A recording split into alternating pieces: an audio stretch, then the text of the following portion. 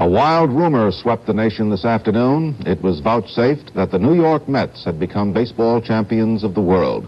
The rumor was spread by the same people who last summer claimed that men walked on the moon. To set the record straight, here is ABC sports editor Howard Cosell at Shea Stadium.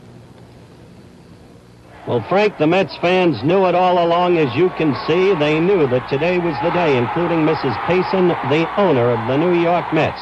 That's Jerry Koosman pitching in the top of the third to Mark Belanger. The shortstop of the Birds, he singles to right. Watch what Swoboda does.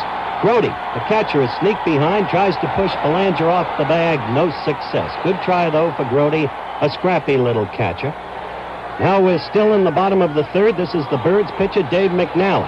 And he hits it into the Birds bullpen as the Birds go ahead 2-0. Koosman obviously thought that McNally would lay down a bunt. Same inning, Frank Robinson, the Birds slugger supreme.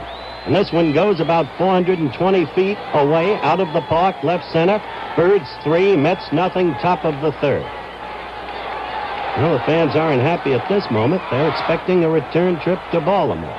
But now we're in the bottom of the sixth inning. The ball apparently hits Cleon Jones. He arises slowly. The umpire says no. Jones is disbelieving. And you're going to see Gil Hodges talking with the umpire, who will examine the baseball, find shoe polish on it, and dictate that Jones goes to first. A replica of the Nippy Jones incident for Milwaukee against the Yankees in 1957. And the fans are having some fun with it, as you can see. And this is Don Clendenin, the refugee from Montreal, who wasn't even in baseball at the start of the season, getting his third home run of the series to make it 3-2 in the bottom of the sixth. Clendenin, incidentally, voted the most valuable player in the series. Oh, they're a happy group of Mets with Tom Seaver in the forefront, slapping Clendenin's hands. Now we're in the bottom of the seventh. The unsung one, the quiet Met, Al Weiss, hitting his first home run ever before a home crowd.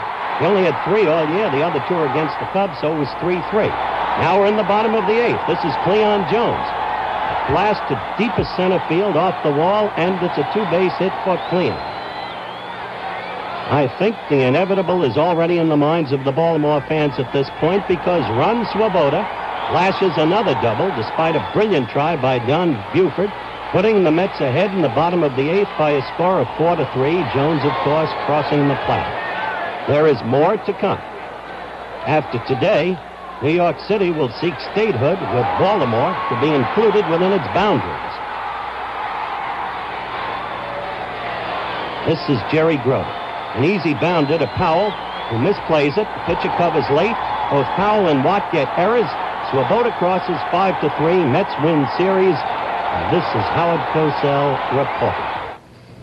A 16th of a second after the final out today, a dignified, orderly group of New York well-wishers made their stately way to the playing field to clutch to their breasts strands of the now immortal turf upon which their salvation was wrought. ABC's national affairs editor, Bill Lawrence, was a witness to the proceedings and now enlightens us. Predictably and deservedly, a Shea Stadium home crowd of more than 57,000 went stark raving mad with joy today as their 1,000,000-to-1 Mets proved that miracles still can happen. Cheering, shouting, and gesticulating, these fans were as much a part of victory as the players themselves, as they kept this club playing far over its head throughout the entire season. These are the old Giant and Dodger fans and their descendants who were left teamless when the earlier New York clubs went west in search of gold. They are a gung-ho, go-go crowd, and Met manager Gil Hodges says it's always better to play at home because these fans are with you and they let you know it. There was no stopping the Mets or their fans today. Destiny demanded this hometown victory, and they got it. This was a club the fans came to originally to laugh at bad baseball. They stayed and they fell in love. And today, they saw them crowned the world champs. This is Bill Lawrence, ABC News in Shea Stadium. We'll be back with more news in a moment.